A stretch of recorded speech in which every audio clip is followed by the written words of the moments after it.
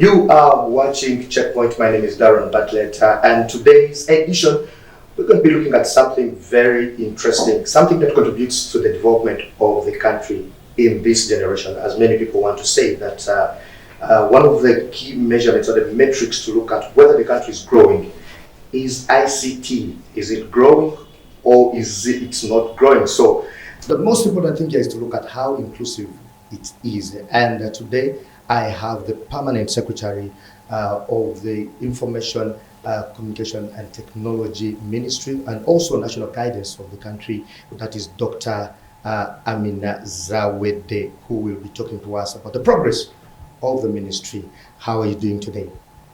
I'm good. How are you, Darren? Not bad. It's a pleasure to have me here on Checkpoint tonight. Thank you so much for sparing some time. I know that in the wheels that you sit in, it's quite a little bit difficult for you to spare some time, but you still, take it upon yourself to say, let me talk to the public and tell them what you are doing. Thank you so much. I must appreciate that.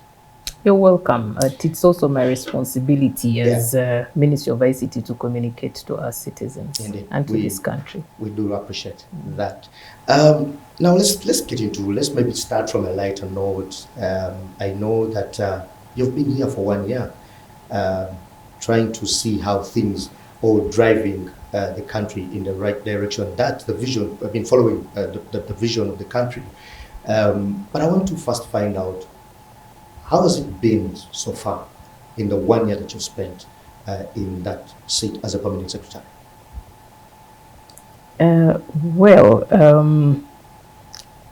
I would first of all thank His Excellency the President of Uganda for having entrusted me with this position and this responsibility to serve as the Permanent Secretary of the Ministry of ICT. The year has been, I would say, an interesting, exciting one, as well as a roller coaster of events, because so many things have come up. Priorities have been, a number of priorities that we have had to deal with in the year, as well as I will explain in detail if you allow me to. So yeah, it went by pretty fast because there has been a lot of work. I'm certain when you came in, you had a probably target list or some goals to achieve along the way. And would you mind sharing with us the issues so far that you are tackling since you walked into office? And how far are you with that list that you drew somewhere? Well, my priority or most important thing that I had to address as a permanent secretary is, and I have echoed it over and over again, is to create employment opportunities for the youths. So that is on top of my agenda list. But well, there are also other things on the agenda that we have to deal with. But creating job opportunities for the youth is part of the National Development Plan of this country, National Development Plan 3, but it is also at the heart of everybody, because the majority of our population, as you all know, are youths who are largely educated. They get degrees every other year. We celebrate degrees. I think even last week I was seeing students graduating, but then you wonder, who is going to absorb them? What is the job market like? So we are trying to ensure that we look out for opportunities for these young children, both in the country and outside the country. Outside the country doesn't mean that we are going to fly them out, because we might not be able to, but we want them to leverage on ICT to work in Uganda for institutions inside Uganda and out of the country. Okay, interesting. When for some reason I had my heart skip when you say outside the country, and someone said, in my ears, someone will say, I hope we're not talking about Middle East. That's why I say leveraging on ICT. You rectify that. Yes, you rectify that. Speaking of the opportunities that you're trying to find for the youth, one would think, which is very visible most of the times, and when you go out there, people say, we don't know what these people are up to.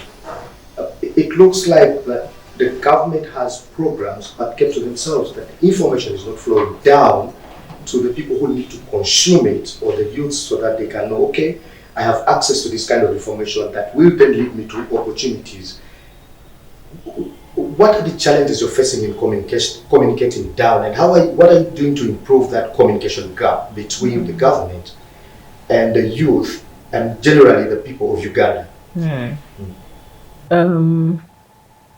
The communication challenge is actually grows every other day, because as we know, the different media for communication keep increasing based on the trends that we see in technology. There are so many, media platforms that come up. So we have seen the likes of Twitter, Pinterest, WhatsApp, etc., name it. But then, and all our youths have, access to these platforms. So as government, we also have to be mindful of the platforms, know about them, know how to use them, and develop content for them. In the past years, of course, government has been silent over the years about the programs we have, or we are doing for the public. So you find that every year when a budget is passed in June by the president, through the Minister of Finance, they give out a plan of what government is going to do every year.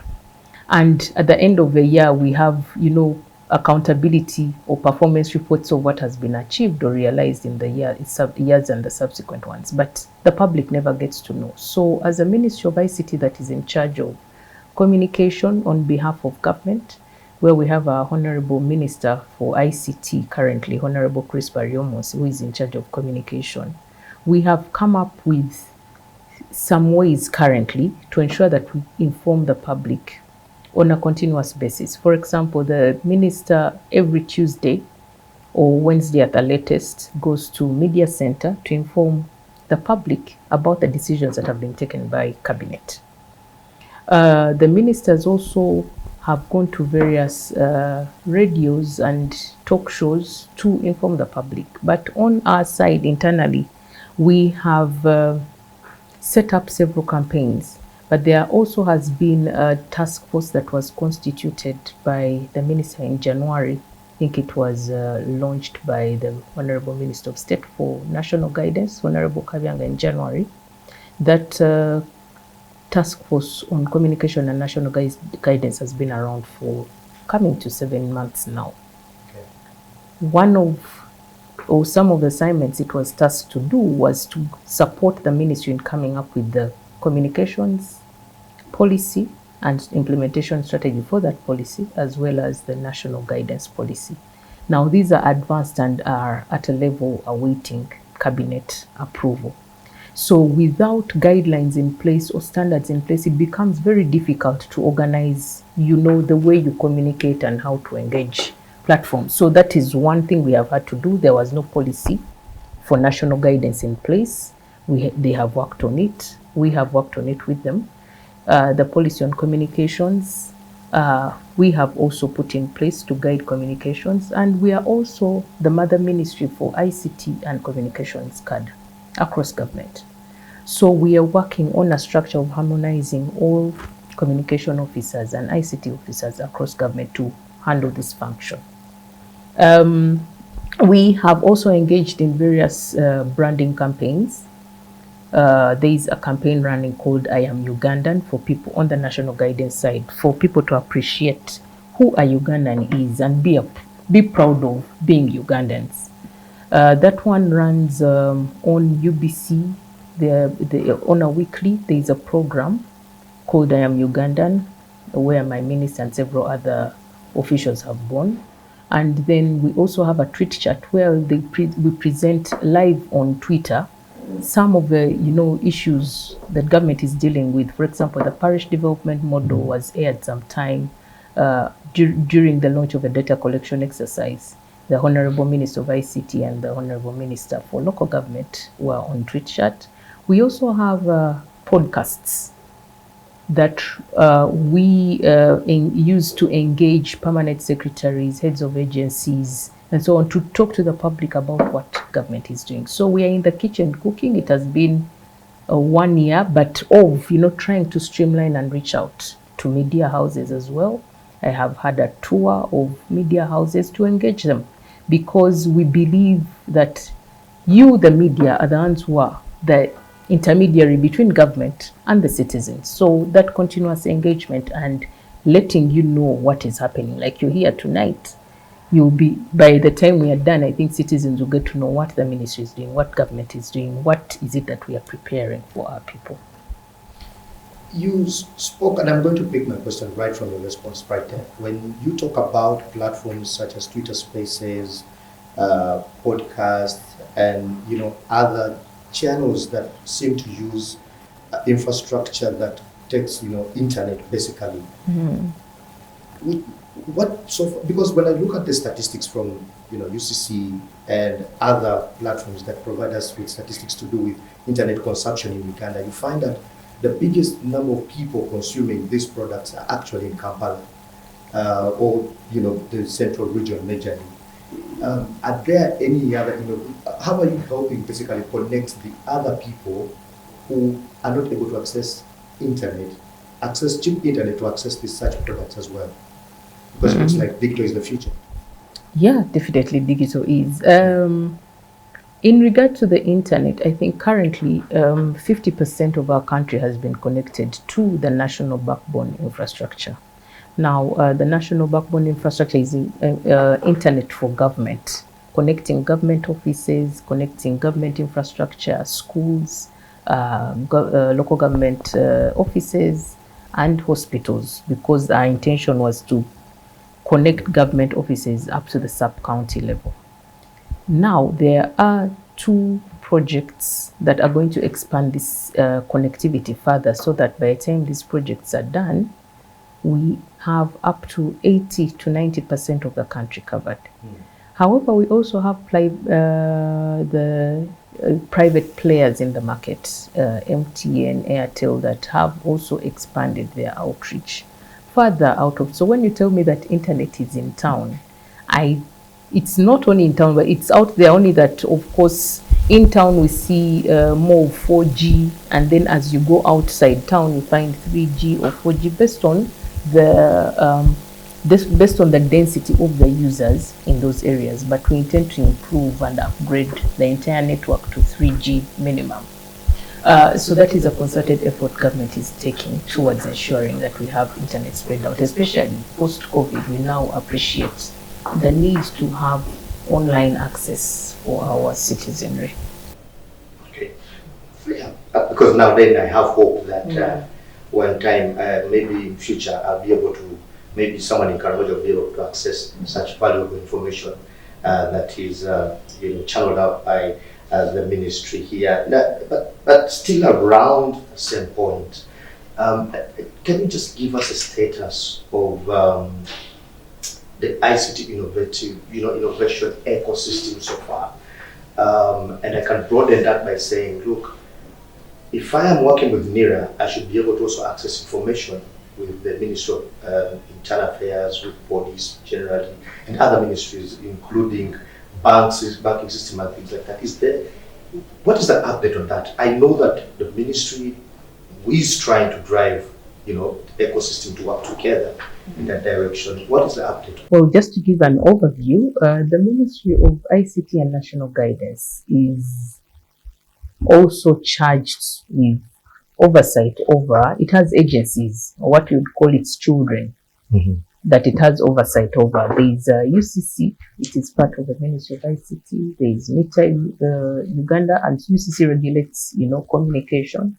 NITA Uganda that has been is largely in charge of expanding connectivity. Then we have UBC, Media Center, Media Council on the communication side. You have Costa Uganda, also whose shareholding we have with the Ministry of ICT and Ministry of Finance in charge of postal services and delivery. Then there is UTL Corporation now, the new company that has arisen out of the old UTL, that is also co-shared with the Ministry of Finance. So when it comes to what is it that we have done for the innovators? For innovators to thrive, they need support in various areas. They need to have to do their innovations in an ecosystem or in an area that is well regulated. So we have working on guidelines and regulations that will support innovators in that space. They also need the infrastructure, that is internet, access to internet, or even when they want to host their systems, access to storage space in the data center. So that one we have also worked towards. I have just told you about the outreach of internet that we have had. Then they also have to be skilled or supported in that line, because an innovator can come out of university, they have their brilliant idea, but nurturing them to grow it into a commercial product or attain entrepreneurial skills to do that, we are also doing. Then they also need the capital, which we have provided through we call it the NISP fund, the National Innovation and Support Program, National Innovation Initiative and Support Program.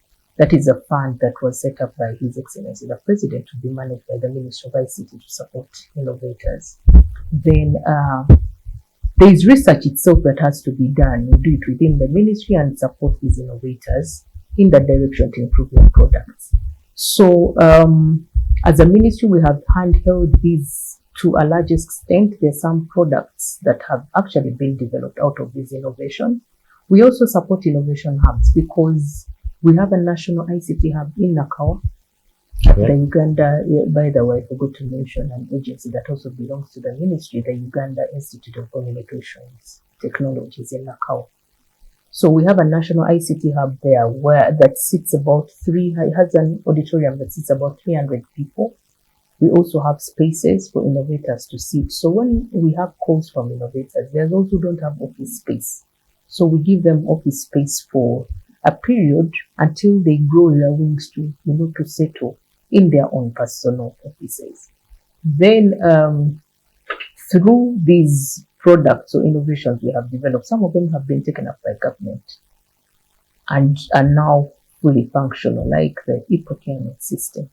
We have the online, going forward, before procurement of any government business was done manually. Mm-hmm. A call for bids would come out in newspapers, people apply and all that, submit bids to offices, etc. But now we are doing it online. I think about 23 MDAs, ministries, departments, and agencies are using this system, including the Ministry of ICT, Ministry of Finance, and others. Then we have had also the Parish Development Management Information System. When the Parish Development Model program came up and was launched by the President in March, we have to leverage on technology to understand or know which households exist in this country, how many are they, who is eligible to get this fund, the revolving fund for the parish development model, how is it performing, how have people improved their lives, and then later on be able to use that data or information to inform the public. So that system has also been developed by our own innovators. So in terms of what have we done for the innovators, it is really, we have done enough promotion, including participating in the Dubai Expo. We participated in the Dubai Expo last year. Yeah. It was last year. Last year. Yeah. From September to March this year. There was an innovation month in March that we participated in. So we took 5 innovators. They could sound small, and you ask me, no, of all the innovators, you took only 5. But yes, this because of the limited resources, we took only 5, but profiled the rest and had content that we were displaying to promote them. And with some of these, we have seen growth. For example, there was a BPO company we took, and to date, it has increased its employment by 60 people. We have seen them grow to having 60 more people working for that BPO company from March to date. Then other innovators, like there was an innovation code center that does business on transaction of business online. that has also now got, I think, collaboration and business. It's going to open up in Nigeria, something. So we are promoting them to get them to a level where they can be recognized internationally so that they can attract opportunities out of and beyond Uganda. So with those steps taken so far, where would you say we stand in terms of digitalizing Uganda? In terms of digitalizing Uganda, I will not give you one precise answer that we stand at 50% or 20% because there's a number of facets that feed into digitalizing or digital transformation. First of all, we have what we call the digital transformation program. Now, that digital transformation program is the channel through which this country has, or government has decided to drive the transformation agenda for this country. This program is led by the Ministry of ICT, but it has a number of stakeholders: government, private sector, development partners, and other development partners and academia as well. We meet every quarter to plan for the digital transformation program.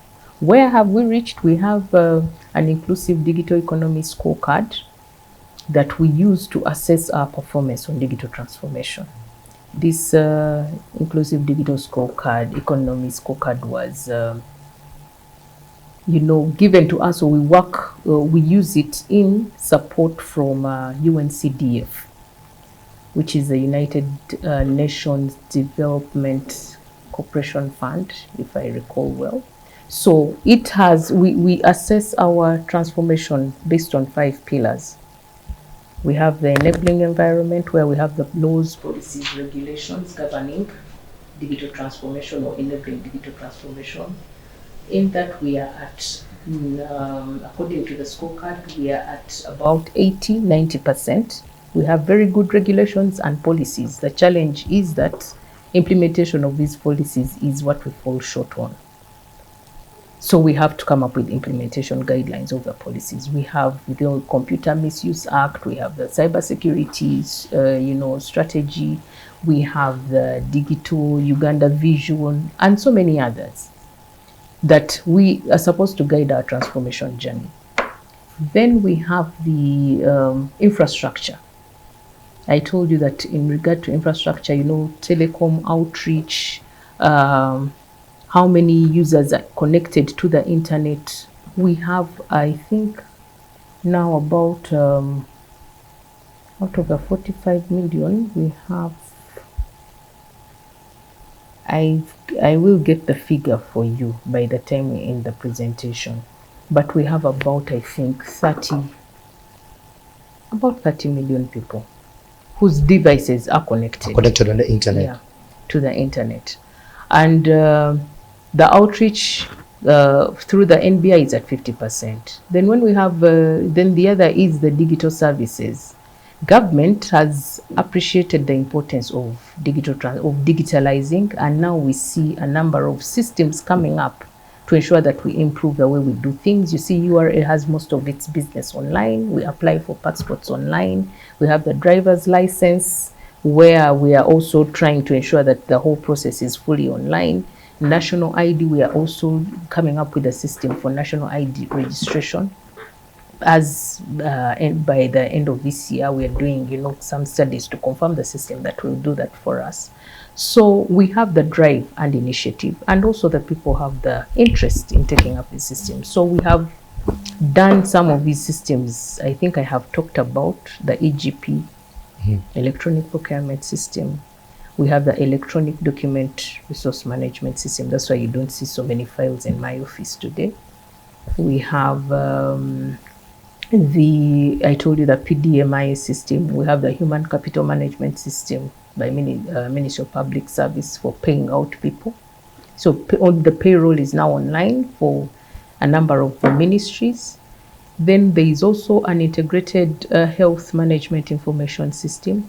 That system is aimed at keeping track of the drug supply chain in government. Sometimes drugs get uh, you go to health institutions or health supply stores and there are no drugs. So this system is supposed to take, keep track of drugs and their safety and all that. So we have taken strides towards that. Then there is also the skills. That is also a parameter that we use to assess the level we are at in terms of digital transformation. We still have a lack. You will tell me how we are saying that we have so many graduates who have gone out there, but you're saying we lack skills. We lack the IT skills required for us to perform at different levels, at strategic level, at management level, at operational level. So if we improve on our skills in that area, then we shall see ourselves grow faster in the digital transformation journey. That's why I told you, as a mother ministry in charge of staff, ICT cadre across government, we're coming up with training plans, capacity building plans to get them to that level. Lastly, the other pillar is research and innovation.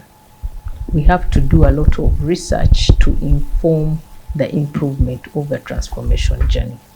And we are riding mainly on the academic institutions to support on that, because there's a lot of research that goes on in academia and with the innovators. So if we comprehensively get that ecosystem together, we shall get there.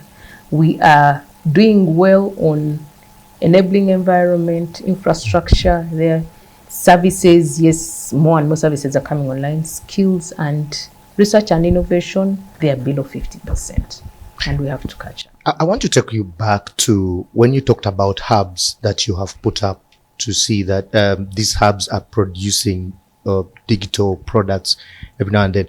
And I'm wondering, how are you encouraging these students, for example, those who are, although the graduates, people who are graduating from university, to go use these hubs, or even those who are graduates in ICT, but they don't know that these hubs are available?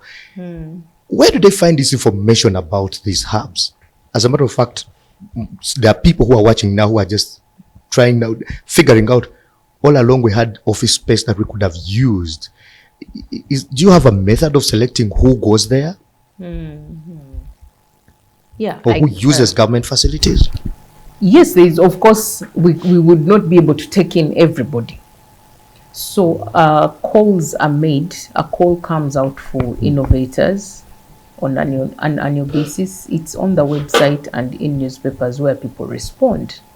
And then, of course, when the call comes out, it is a call, for example, I'll give an example of a parish development model. A call was put out on, innovators to respond to certain criteria or requirements for developing a parish development management system. They responded. There's a deadline is set up. They respond online. Applications and submission is done online, not hard copy. Then an assessment is done of the submissions made, shortlisting done. They do face-to-face evaluations of the shortlisted candidates until they come up with the final candidates that will either develop the systems or that will be supported on the space. So it is a process. So I urge our listeners to always visit our website, because that is where this information is found. But we also support not only we don't only rely on the innovation hub in Nakwa, but we are also supporting innovation hubs in different regions. For example, and we are working with universities at the moment to do that. Muni University has been supported to set up a hub, Soroti University and Kabale so far. We are also looking at collaborating with the already existing innovation houses like Innovation Village or any other. So we are calling upon, people to work with and partner with, because this is a, collective effort. We can't do it as government alone, because all these citizens, 70% of the country, cannot be absorbed by government. But we have to work in partnership with the private sector, with the innovation houses around, as well as the development partners. All right, thank you so much, Doctor. You're still watching here. You're still watching Checkpoint, and I just want us to take us a short break, and then when we return, we're going to look at the, other issues, especially concerning the biggest problem in this country called unemployment. So let's take a break, and then we'll return. We'll look at unemployment and what the ICT is doing to not completely solve, but probably, kind of manage the situation. Because one time I hosted someone who said, no, we can't solve, we manage the situation. Let's take a break.